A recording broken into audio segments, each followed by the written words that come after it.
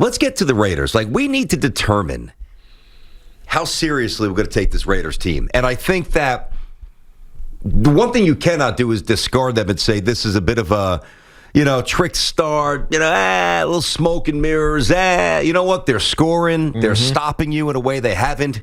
Now, what they need to do, and they can't do this for a couple of months, is they need to exercise the late season demons. Yeah. But even in winning some pretty high profile, they beat the Chiefs last year, some high profile games the last couple of years early under Gruden, they've had good starts, but this feels a little different. The roster feels better. The team feels better. Yeah, I think that's the biggest thing, BT. The team feels like they're buying in fully to what Jon Gruden is preaching. Derek Carr has gotten, I don't want to say he's elite because I don't think he's quite there yet, but he's trending there. He's getting there. He's trending to elite quarterback. And when you see him play the way that he's played, I mean, he's got 817 yards in 2 games. I mean, think about that's crazy. Seriously, that is crazy. Think about how we think of Derek Carr. He threw for 435 yards and 2 touchdowns against the Baltimore Ravens in Week 1. In Week 2 against the Steelers, he threw for 382 yards and 2 touchdowns. In Pittsburgh, by the way. In Pittsburgh, 3,000 miles away. Against 2 good teams. Early start. Baltimore is a competitive team. They're perennially, at least the last few years, in the postseason with Lamar Jackson. They're always dangerous. The team is the number 1 offense in football right now. It doesn't feel like it, but they are. And a lot of that's on the arm of Derek Carr, who we've just kind of he's just we've afterthoughted him. Yeah, we always kind of put him in that 12, 13 vicinity. That's after right. the greats, after all the stars, and certainly before guys who don't deserve a whole lot of props. That's right. But we need to elevate him because he's forcing us to. Yeah, we don't think about him as an elite player, but he's becoming that right now. He is. And so much of that is just, I think, cohesion and understanding exactly what Jon Gruden wants. Jon Gruden is still a great offensive mind. He is. Now Derek Carr and him are in lockstep. It feels like they're dangerous. They've beaten 2 good teams. It's not like they beat like the Little Sisters of the Poor. No, here. I know. It's not like they beat the Jets or the Jaguars or even the Giants who were winless. I know what you mean. Look, the other undefeated team in the AFC, the Denver Broncos, their start is Giants, Jags, Jets. Yes. Right? Yes. The Raiders, who are also undefeated, is Baltimore, Steelers, and now they have Miami. Now Miami's compromised because Tua's hurt, and their offensive line has been terrible, but still. And then they have the Chargers. They have a tough start, the Raiders, and if they can get through 3-1 or 4-0 even after the first quarter, I mean, I don't think anybody saw that coming. They do have a tough schedule. They've got to go to Cleveland in late December.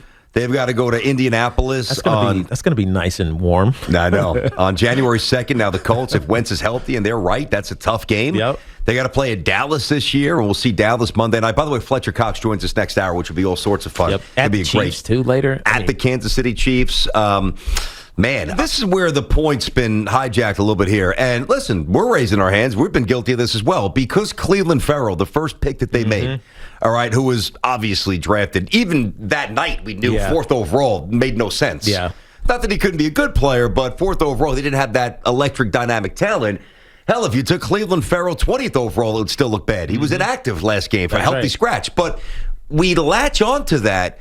And it obscures a lot of the other good things that they've done roster-wise. Of course. Like, that's the low-hanging fruit, but that's not the real answer. And that's on Mayock, right? That's what I'm saying. Whether it's drafting Josh Jacobs, who's been really good. But he's hurt now. He is and hurt. They still won without him. But still, he's. My point is, over the last 3 years, Josh Jacobs has been fantastic. Very good.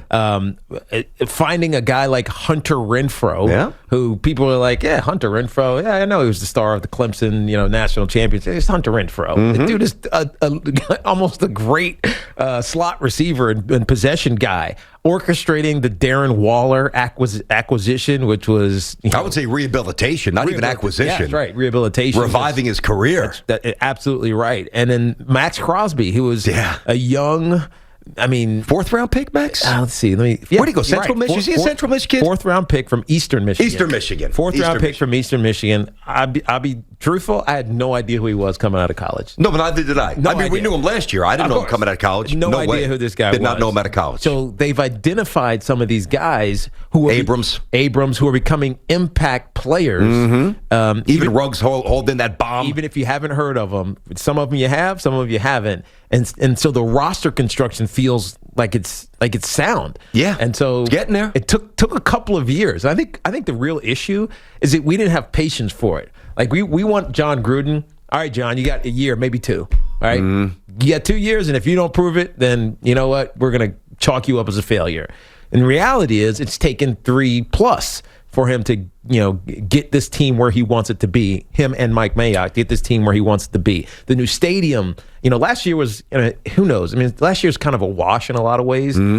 Some teams can respond to that adversity, COVID, not being around each other and practicing. They're vet enough. They've been around each other and been around the game so that they can just go play. Some teams couldn't, right? So you washed last year. Jon Gruden is kind of on track, and now he's in a new stadium with the Legion, and the fan base is there. Like they're buying in. This could be a surprise great year for the Las Vegas Raiders. Thanks for watching. Make sure you like and subscribe, and don't forget to hit that bell to be notified when we drop fresh content.